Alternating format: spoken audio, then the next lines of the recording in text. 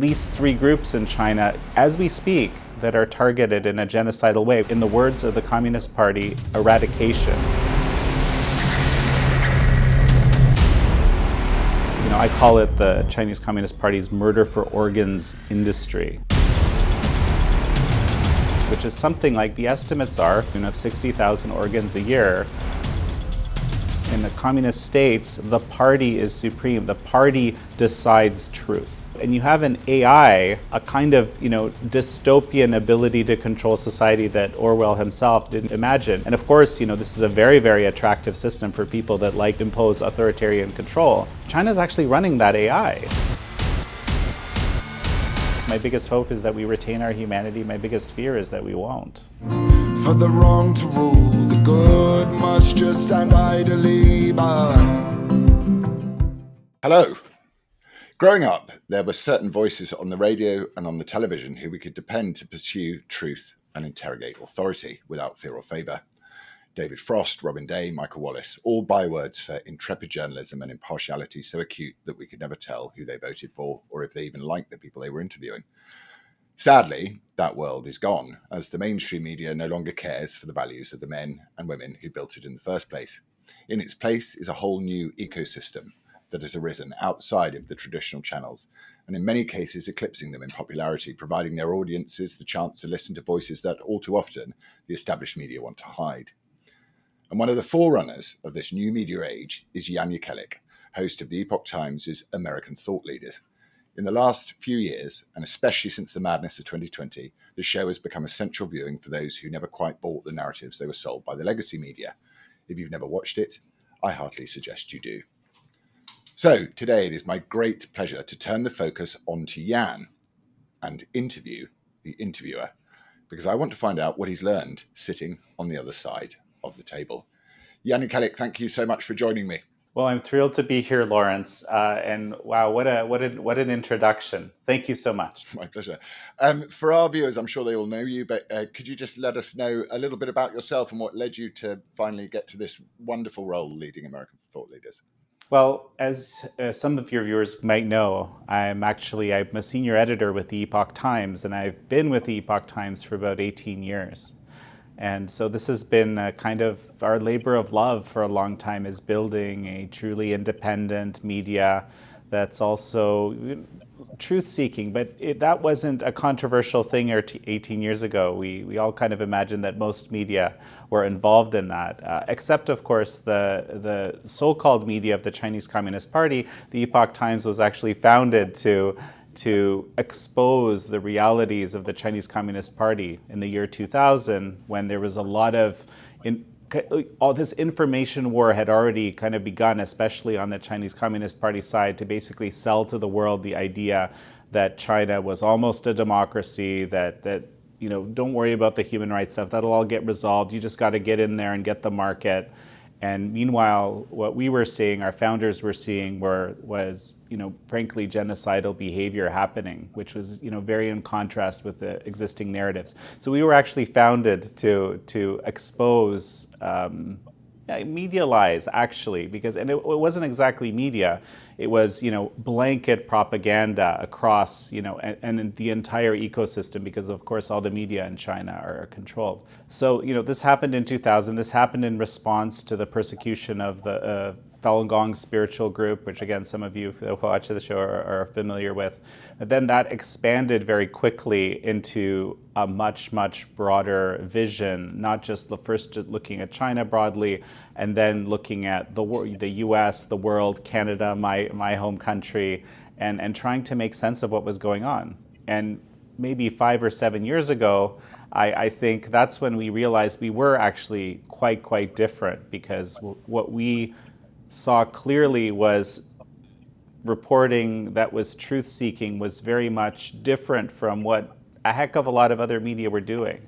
And this was, in China, ironically, less so as the years went by, hopefully in part as a result of our reporting.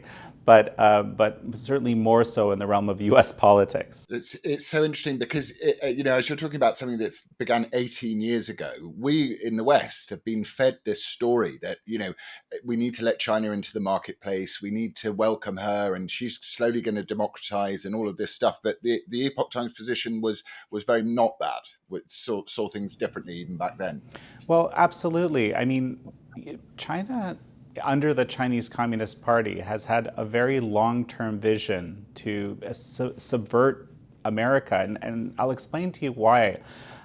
In China, there's this concept that they're used, it's called CNP, Comprehensive National Power.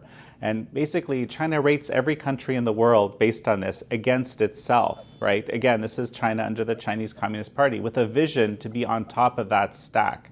And of course, the U.S., and there's many factors I'll add that kind of go into this picture. It has to do hard power, soft power, many pieces, right? But basically, it can succeed in doing that either by raising itself or by lowering its enemies, okay? And so the U.S., of course, has been at the top of that stack, and there's been this vision for decades, basically, to subvert America from that role and establish a world order, so to speak, where the Chinese Communist Party kind of reigns supreme, doesn't have any threats to its rule. This is the reality of communist regimes. They see any, frankly, free society, right, especially any successful free society, as a direct threat to their rule because it undermines the legitimacy of the party. In the communist states, the party is supreme. The party decides truth. Literally. They say they decide what truth is. You have to accept that. And if you don't, then you become part of this sort of the marginalized side of things. And in many cases, you feel the full weight of the state. And as we speak right now, and this is perhaps a little bit controversial, but there's at least 3 groups in China as we speak that are targeted in a genocidal way. When I say that, I mean that they are groups of people that are targeted for, in the words of the Communist Party, eradication, basically wipe it out, and that's done in various ways. That doesn't mean everyone gets kind of killed en masse at once necessarily. No, it could have to do with sterilization. It has to do with making sure that the children in these groups don't get educated into the cultural norms. There's many pieces that go into these. And in fact, a recent interview I have that's actually just premiering today as we're recording is with a man named David Matus, a international human rights lawyer who was some years back hunting down the last Nazi war criminals in Canada, ended up residing in Canada. He's talking about this, I call it the Chinese Communist Party's murder for organs industry, right? Which is something like, the estimates are still something to the tune of 60,000 organs a year are harvested, so to speak, from people who don't want to lose those organs, okay? From people that are typically prisoners of conscience, Falun Gong practitioners, Uyghurs. There's some evidence of Tibetans as well. These are, by the way, those are the 3 groups that are targeted for in a genocidal way as well. Not, I don't think, by accident. And this is the reality today. This is what we've allowed to happen by accepting the Chinese Communist Party propaganda, that by engaging with China, by putting billions and billions and billions of dollars into China, we would create, a state that plays fair, that isn't, Maoist in its approach to the world.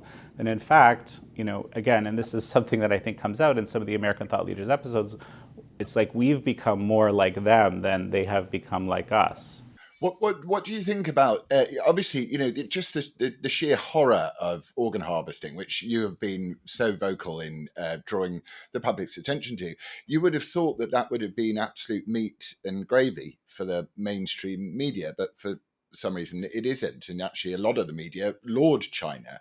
So what do you think, as a journalist yourself, the mainstream, 2 questions. One, why are the mainstream media not giving a voice to the many people that you speak to and the many stories that you speak? Why are they not doing it? And B, should they be doing it?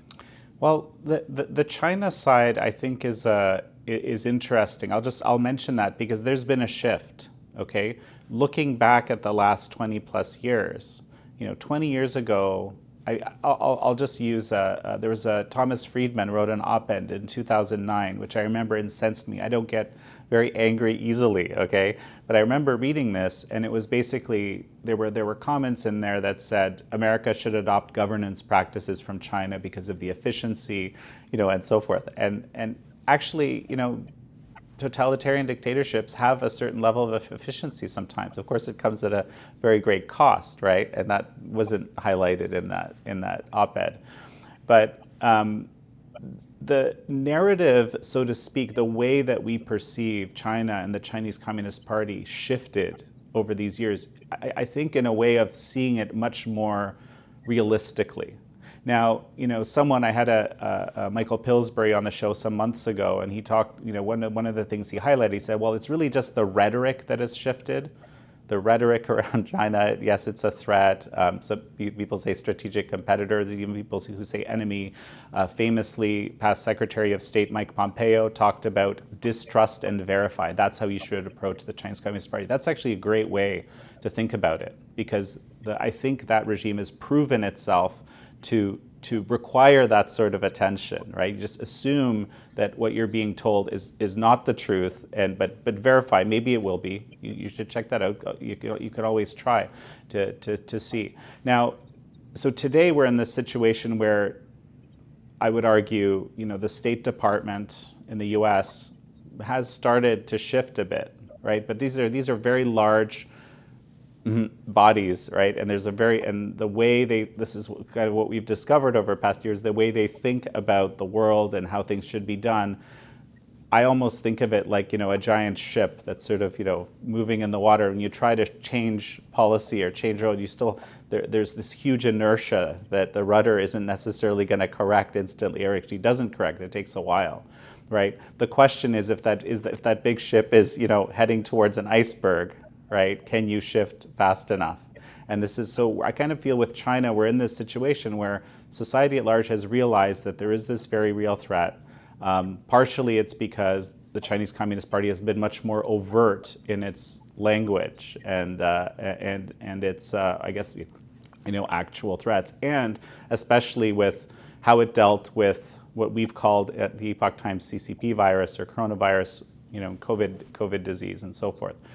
So that is, over these years, this has all kind of shifted a bit. But in other areas, and this is something that's been exposed recently extensively in the Twitter files, there are very strong narratives that, and I don't think it's just the media. I mean, it's something I call the megaphone in my head. It's the megaphone is the structure that is able to manufacture perceived consensus around issues in society. It's a very powerful thing, and I don't necessarily think there's one kind of puppeteer sort of saying, okay, this is what the thing is going to be, and all these different components of society sort of jump in and all follow the things exactly to a T. Although there is an element of obviously coordination, but I think part of it is actually very much ideological. And part of it has to do with groupthink. And so, this is I suppose these are the revelations to me over the last however many years doing American thought leaders, that, we have this situation where in society there's some portion of society, and I don't know how big it is, I don't think it's a massive portion, but is incredibly susceptible to this megaphone. In fact, it can actually, when the megaphone changes 180 degrees around an issue, some portion of people will accept that.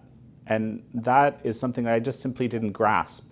And by the way, I just want to mention, I don't think these are, weak-minded or, uneducated or anything people. I think these are, in many cases, highly educated, thoughtful, people who don't fully realize that they're somehow highly credulous to this structure, right, so to speak.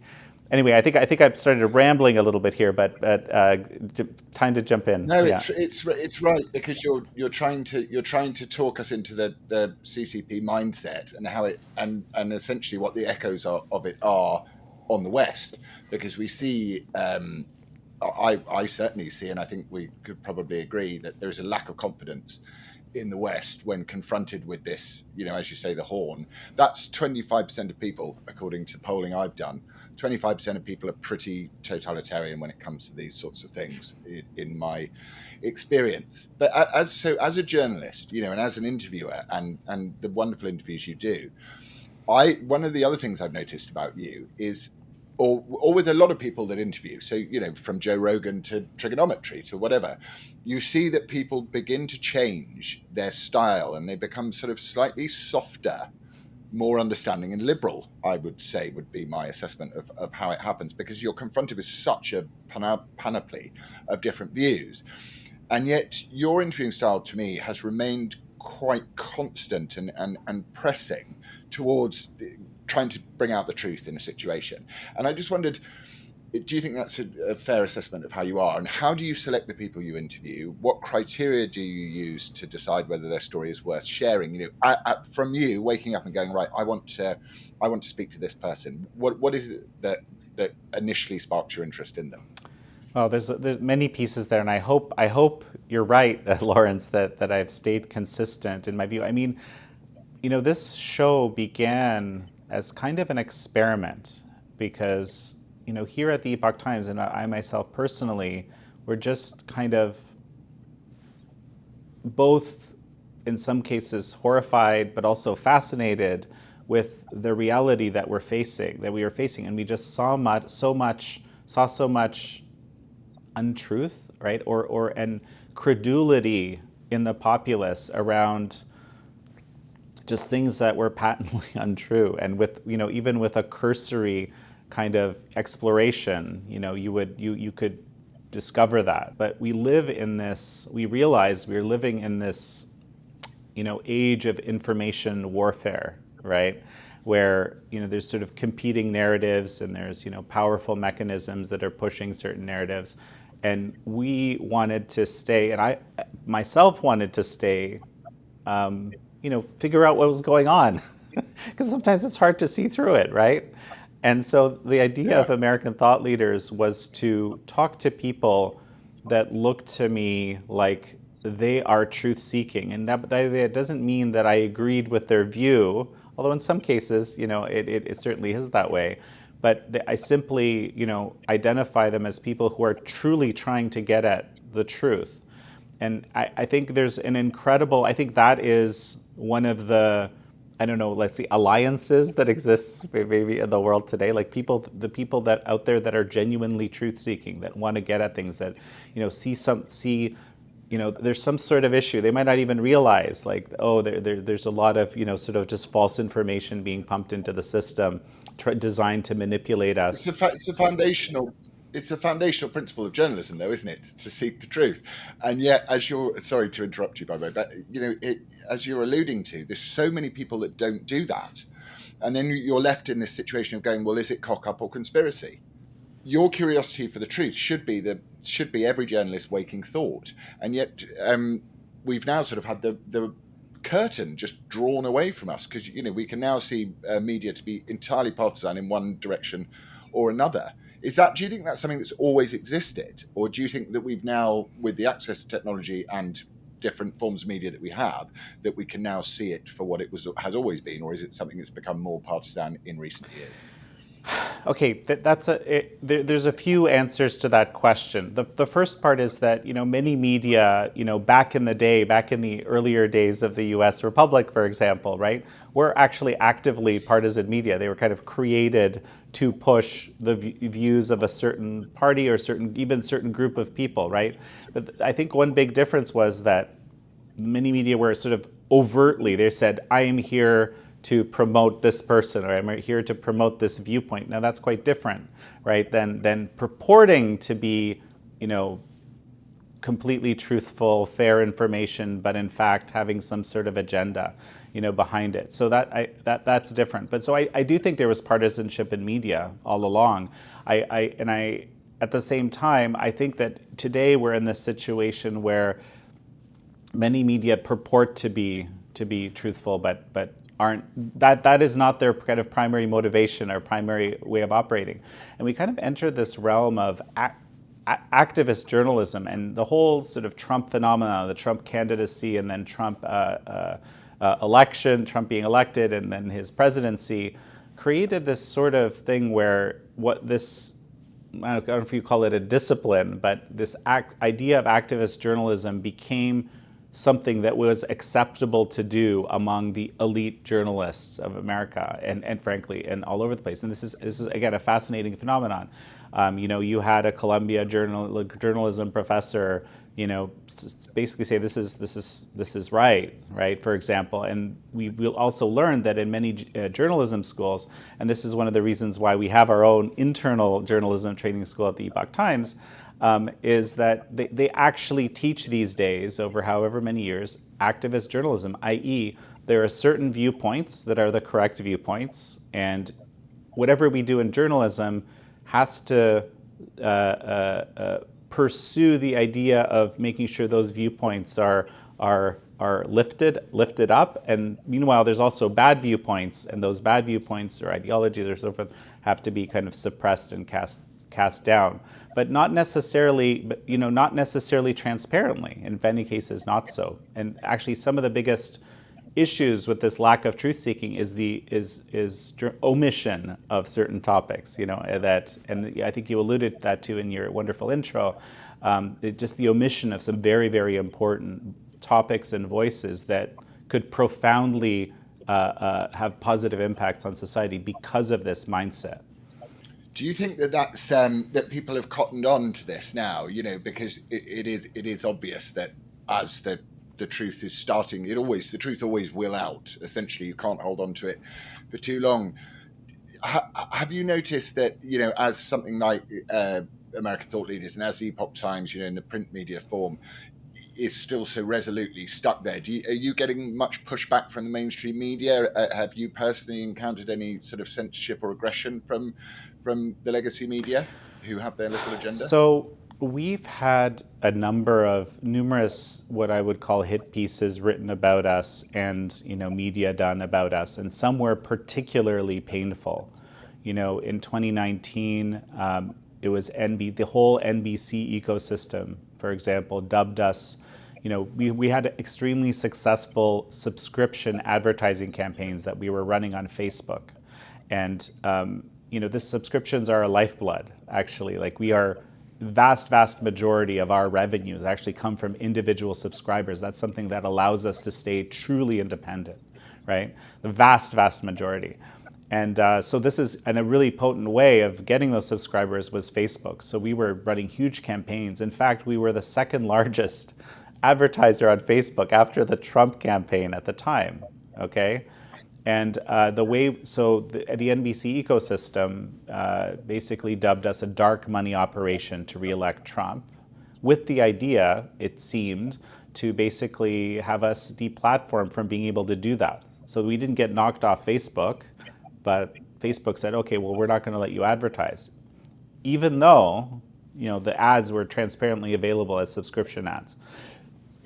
So this kind of narrative setting, right? This has been actually a huge problem, because from that time, all sorts of people that we would normally talk to suddenly didn't want to talk to us anymore if they weren't, let's say more on the conservative side, because they were afraid of being associated with this, dark money operation. Didn't matter if it was false. It didn't matter how egregious the slander was. Anyway, you get the idea. So yeah, there's been numerous pieces like this that have kind of followed up with this. We've had our Wikipedia page is an act of vandalism, I would call it. But I think a lot of people now know. Actually, one of the guests on American Thought Leaders has talked about, one of the founders of Wikipedia has talked about how it's become gone far away from its original vision. Do you think it's affected has it affected the style or the way you approach journalism, these attacks? And as you said, they were very hurtful. On a personal level, do you think that how does it affect you as a journalist? Let me say the thing that makes me most angry. I feel like in some ways, because of this great increased awareness, right, of what's happened to journalism, or how it's sort of declined. And this is shown in all sorts of polls, right? How incredibly low the trust of the typical person is in media. The biggest issue I've had with it is that, well, okay, sorry, let me qualify that. It's almost like it's positive to us, right? Sometimes those kinds of attacks, because people see it transparently for what it is. Maybe these media threatened by us. Maybe I don't know. Of course, there's also all sorts of other people, like maybe this 25% that you mentioned, that will just kind of accept the narrative, which is terrible, because our intention is to be a media for all people. The thing that I find most reprehensible about these attacks is there isn't a lot that they can actually attack us about, right? Because again, so it's a very powerful thing to focus on truth seeking, because reality is out there, and generally, and most times, sometimes you mess up, you have to correct it, but most of the time, you turn out to be mostly right, because you actually try to discover the thing that's out there. What they do is they will attack the fact that our founders were Falun Gong practitioners, right? So we're talking about one of the most persecuted groups in the world, right? And they will use the Chinese Communist Party talking points, the hate propaganda generated to justify the eradication of this group, and pepper it into hit pieces against us, right? So it actually ends up, I think for Epoch Times, it inherently, it's not like it's not Epoch Times that's really being attacked. It's like this incredibly vulnerable group, because it's an easy target, something that people don't understand very well, or it's something Chinese, something far away, something dangerous. Anyhow, so to me personally, I find this utterly reprehensible, because how could you? How could you, right? And this is also in the context, and you were asking this about this a little bit earlier. In China, why have the media not covered China honestly, even though I think they're actually doing a better job, ironically, today than they ever have been? It's because they're required to follow the rules that the Chinese Communist Party gives them, or they get tossed, right? It's a very simple system of control. But it's kept the biggest issues, the most egregious things that the Communist Party has been doing, basically out of the news, but less so increasingly, thankfully, and I'm very grateful for that. Yeah, there does seem to be a sort of Chinification. You were saying earlier, either China can achieve global dominance by becoming the most powerful country, or it can weaken the strength of others. And there does seem to be a massive Chinification of the West generally, in terms of, we're heading towards struggle sessions in schools, in the UK with the fact, and in America with parents being told that they're a hindrance when it comes to what their children should learn in school, and that should be left to the state. So do you think, in terms of this, of China's plan to rule the world, if you will, that its main attack system is to weaken the West rather than strengthen itself? I think it's actually happening in both realms. And so, one of the things that I've learned, through, these extensive interviews that I've done, is that, we in the West, we have our own version of, communism, so to speak, right? It's and this is what people will call, wokeism, or critical race theory. Critical social justice, I think, is the official term. And it's basically, instead of class in the sort of oppressor-oppressed relationship, it becomes something else. It could be race, could be sexual orientation, could be other things. So this is something that actually we developed in America. This is an American thing originally, and has become, sort of very popular, and to the point where has incredible influence on many Western societies. However, again, now to get to your question, of course, every totalitarian dictatorship that can, whether it's the Chinese Communist Party, is actively looking to kind of strengthen the hold of that on society, because it has also come out in so many American thought leaders interviews. This is an incredibly destabilizing system. Like, its goal is to shake the foundations of Western civilization, and it sees like the whole Enlightenment concept as a kind of a blight on the world, and we need to kind of have a clean slate and start over. So, what more potent and ideological, Elon Musk calls it a mind virus, right? What more potent ideology could you have for the West to kind of, destroy itself from the inside, while you also act to, increase your military, increase your influence, use the Belt and Road Initiative, use debt trap diplomacy to basically, build all sorts of infrastructure overseas that you get back, that becomes yours through this debt trap diplomacy. And then, and this is the part that I find most insidious and that I've been thinking about a lot, is, China has, under the Chinese Communist Party, developed an active technocratic social credit system where people are, rated based on their adherence to the rules that the Chinese Communist Party sets. And this is an active system. You can, if you're doing things the CCP doesn't like, you can, for example, be denied the ability to travel on a train. That's a typical thing, but it all kind of, expands from there. But they're actually white labeling this system and pitching it to would-be dictators and actual dictators in the world and selling it, right, so to speak. Probably with the same sorts of incentive structures that they use. I don't know the details of how it works exactly. But now imagine this, right? So to do this, to facilitate this technocratic, social credit structure, this sort of, a kind of, dystopian ability to control society that Orwell himself didn't even imagine. You're selling that out, and you have an AI that, AIs are basically, deeply hungry, always sort of ravenous for more and more information, more and more data. This AI is functioning in China, but this is the same AI that then is functioning in these other societies, I would guess, right, to run their social credit systems. And so if that's actually the case, right, and of course, this is a very, very attractive system for people that like to impose authoritarian control or totalitarian control.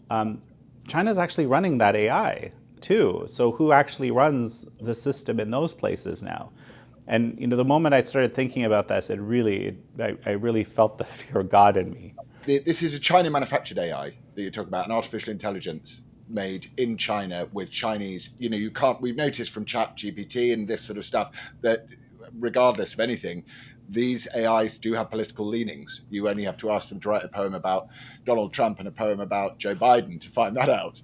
So is what's putting the fear of death into you, the idea that these AIs are being built by communist value systems, communist scientists with communist value systems? Well, and also enabled by Western technologies, because, many of our biggest innovation, centers, these big tech platforms have AI development structures in China. And what does that mean? Well, you can't have any sort of R&D in China without sharing that technology with the Chinese regime. So I don't know exactly how tightly it works, but let's just say the most advanced AI in development in the world is happening in China, and it's happening with so-called Chinese characteristics, which is what, the CCP euphemism for, there's this term, communism with Chinese characteristics, right?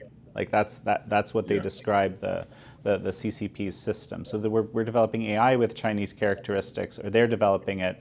And of course, it's incredibly dependent on the inputs and the way of thinking of the people providing the inputs. And you can bet that the people providing the inputs are people who are aligned with the CCP totalitarian viewpoint on the world, because it has, as you've pointed out, such an influence on how these things function. But the bigger issue is, right, that in order to run this sort of technocracy, right, in order to run it, you need a very sophisticated data gathering, data processing system, right? That can instantly, you've seen these videos of the Chinese policemen with the goggles. They're immediately, it's like in Minority Report. They can see a person. It's already flagging. Does this person look based on face recognition? Do they have any crimes? Do they have any issues, and so forth? Right? This is a real thing. Not in a highly advanced stage on the glasses side, but actually, something that's functioning as we speak.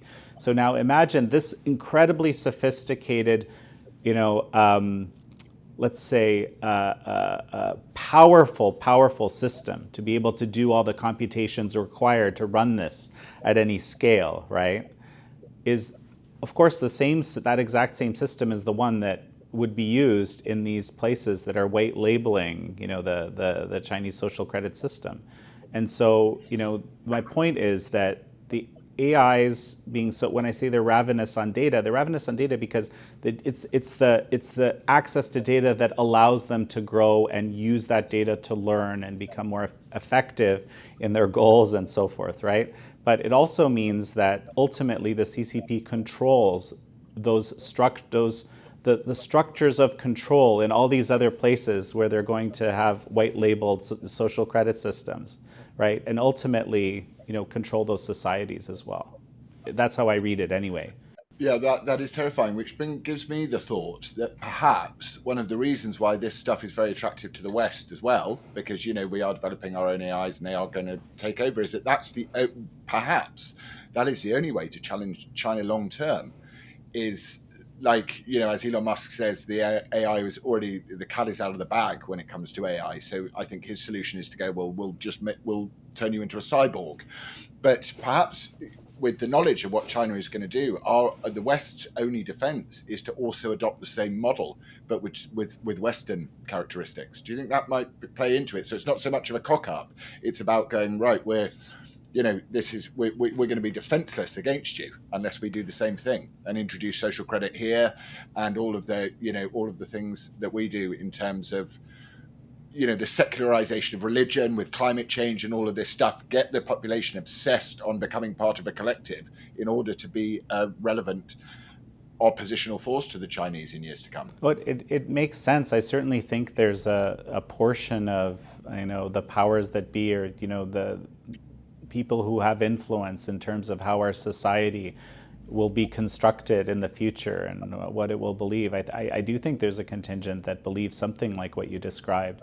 I mean, in general, since the advent of modern advertising, right, media, this realization that human beings are, let's say, relatively easily manipulated into doing things that in many cases they didn't realize themselves they were manipulated into doing, right? We've seen that in, all sorts of American thought leaders have, talked about data they've gathered to kind of show this phenomenon. Notably, I'm just thinking about Robert Epstein here, Dr. Robert Epstein, who looks at, voting prep, the ability to change voting preferences with something as simple as, how you rank, the different candidates in a Google type search engine, right? It's incredible. Like we're very susceptible to different kinds of manipulation. So I think there's some, and that's true, right? That's just a fact. So there's some portion of the population believes that they need to, or not population, but of the, let's say, the governance class believes that, well, we need this enlightened group of people to kind of manage that and make sure that people believe and are manipulated in the right way, because you wouldn't want them manipulated in the wrong way. Of course, this isn't the school of thought that I personally subscribe to, and obviously, and if anything, the last 3 years have been an abundant display of the failure of that model, right? Because it seems to me like a lot of the messaging that we've gotten through the megaphone has had to do with eliciting certain behavioral responses. We didn't get the truth. We would get kind of information that would, so that people would behave a particular way. At least that's my reading, right? And so, but it turned out that in most, I still struggle to find any of this official messaging, which was, there's maybe a tiny bit that was actually, helped move us in a positive direction. It turned out to be kind of a disaster for a whole variety of reasons, right? And so I don't actually know the solution. This is something that kind of keeps me up at night. The solution definitely isn't, codifying, totalitarian or authoritarian control social credit systems so that to manage a population. That is, we know that sucks. That is terrible, right? But what do we do to somehow inoculate ourselves from basically our ability to be so easily influenced by these powerful messaging structures? It's a very difficult thing, I think. Yeah, and it is difficult, but one thinks it's sort of technology being part of us is totally inevitable. So the more access we have to it, I have two accounts. I have a Google account and an Apple account, and they both try and tell me two separate things in my newsfeed.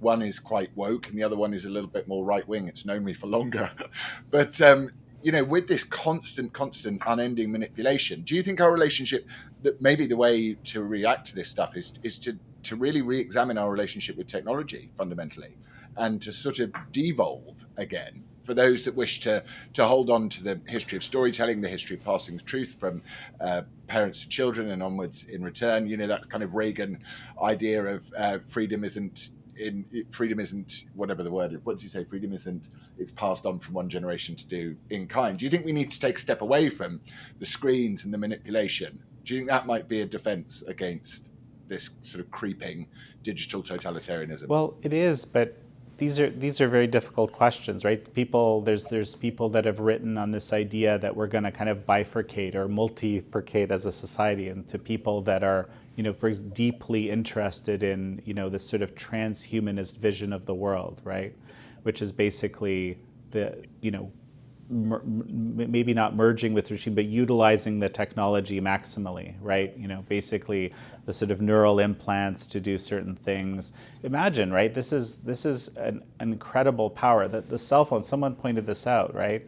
That the cell phone is already a kind of a technological extension to us. You have access in your pocket for now, right?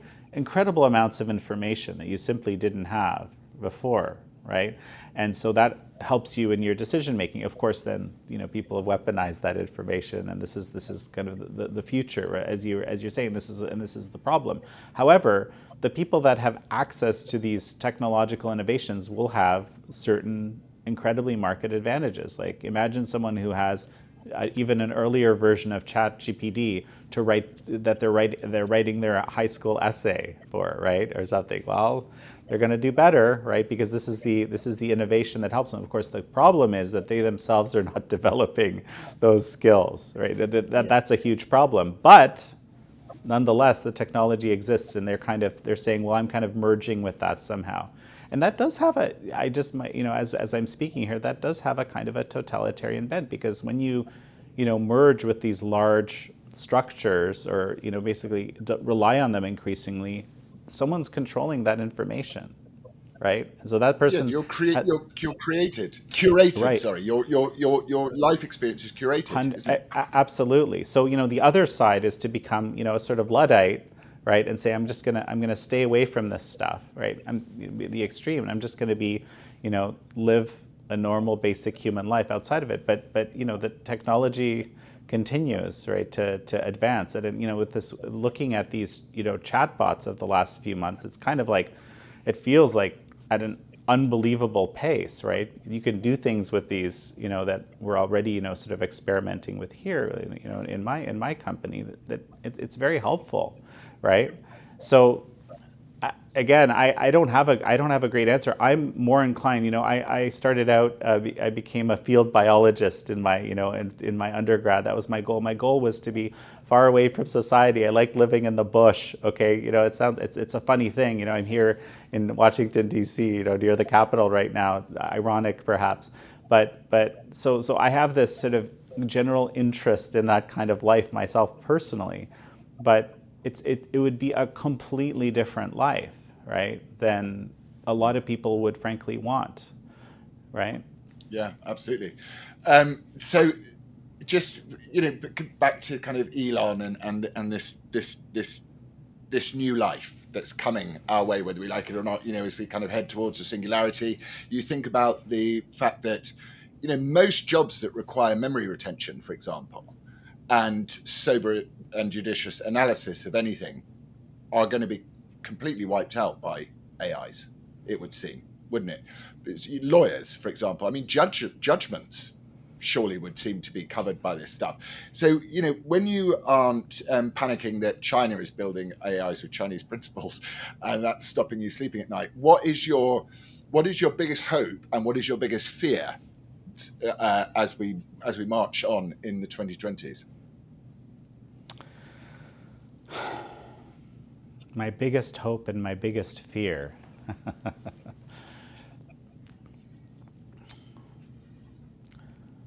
Well, I feel like we're at kind of an inflection point here as a society. And I don't know, I've been reading that this is something that happens periodically in societies, for better or for worse. And every, when whoever it is that's at that point is looking at the world and seeing the change and saying to themselves, this is the inflection point, right? There's been this concept that's been promoted by some people of singularity, right? This is the point where the AI becomes so intelligent that it starts to accelerate at an ever increasing exponential pace and just sort of outpaces all human conception, and what does a world like that look like, right? So I wonder to myself if there isn't this kind of an inflection point. I also think to myself that this is I think, and we've highlighted this a little bit in the interview already. It's a time where really what it means to be human is really becoming a foundational question. So I mean, I guess my biggest hope is that we figure out in a very core way as a society, as a world, how to hang on to humanity. Because my fear is as we lose that, and to me, humanity is very, very tied to our connection with the transcendent, connection with the divine. As we lose our humanity and we lose that, the sense of that, I worry that we will descend into one of these types of Orwellian or Huxleyan, or perhaps a combination, because it really kind of looks like what's being developed is kind of a combination of the two, concepts of the world, where humanity is just kind of excluded from the equation of, bizarrely, right? And yeah. So that's my biggest fear, and my biggest hope is that we retain our humanity. My biggest fear is that we won't. We'll just. We become sort of the biggest. I suppose that I can't remember where I heard it. I might have actually heard it on you. Someone saying that human beings were going to be the robots' reproductive organs soon, in not too much time from now. I hadn't heard that, but that's yeah. No, but that's the idea, right? Where kind of someone glibly once commented, and I thought it was a very thoughtful comment, was saying, I'm in this situation where robots are asking me to prove my identity online, right? Like, figure out this puzzle to prove you're human. Robot is telling you, right? Really? Isn't there something weird about that? I'm not a robot. Are you a robot? Asked by a robot. Yeah, I've never thought about that. So in terms of meaning and humanity, because you said it, not me, my love. What is humanity, and why does humanity need the transcendent? This is a whole episode perhaps to be explored. One of the great things about American thought leaders, this show, and why I love doing it so much, is that I've had the opportunity to meet all sorts of very morally courageous people that, if we are to keep our humanity, are the sorts of people that will help make that happen, right? And it's actually a funny thing. Like, some people have told me, Jan, what you're doing is courageous. I actually don't quite see it that way, and let me explain. There's this other thing that's maybe a little bit similar, but it's basically this idea that you couldn't live with yourself if you didn't do it. I don't know what that is exactly, but that's a bit how I feel. Like, at this point in the trajectory of our society, I feel like doing truth-telling and offering the perspectives of some really brilliant people who are willing to challenge a very troubling status quo at often great personal cost.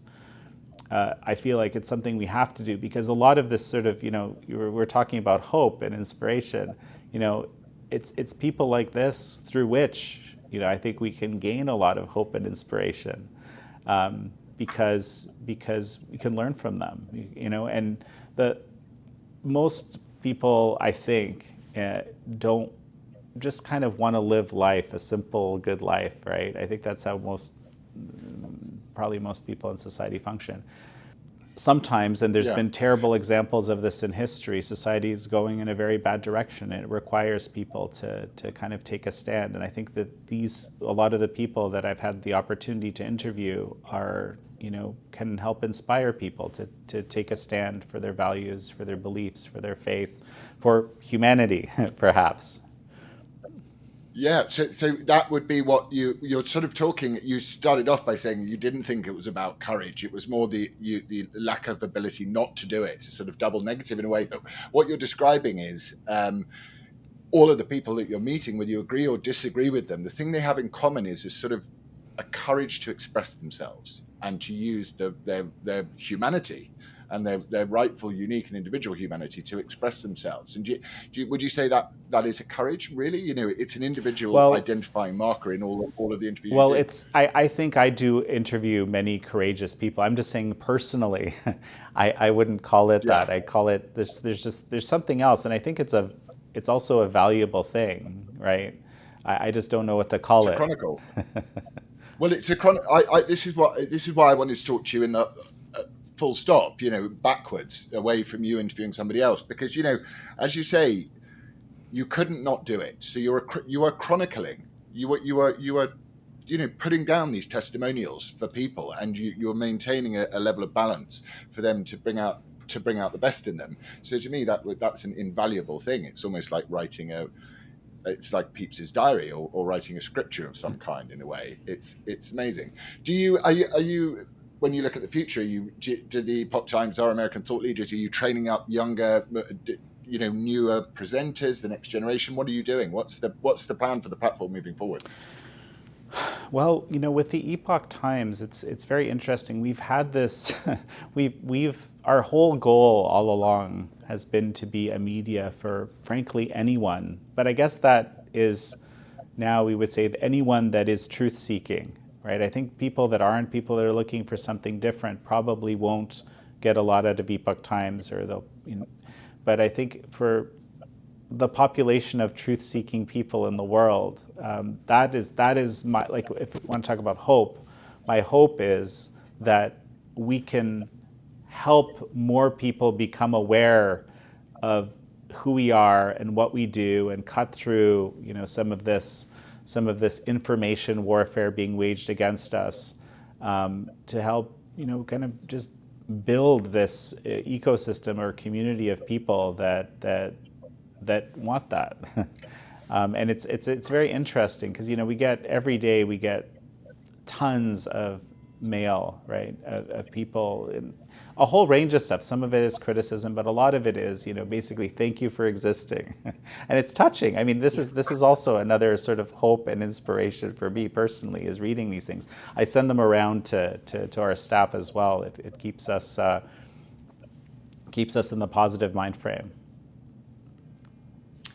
That's so good. And in the words of one of my favorite interviewers, do you have any final thoughts?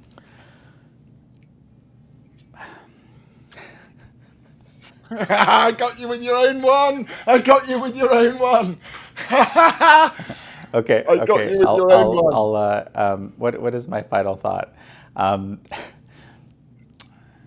think in our current state in society, we have to strive deeply to keep an open mind, to look at different sources of information, in some cases ones that we know are this sort of activist journalism that I've talked about, to understand what people are saying.